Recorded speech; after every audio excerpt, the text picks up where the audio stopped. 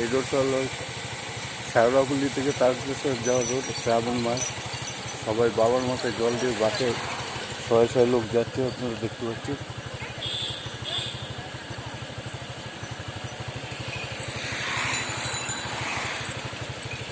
বাবার মাথায় জল ঢালার উদ্দেশ্যে যাচ্ছি সব। সামনে আরো লোক আছে, কত কষ্ট করে যাচ্ছে, এইটুকু ঠেলে বাস নিয়ে যাচ্ছে, দেখছেন আপনারা।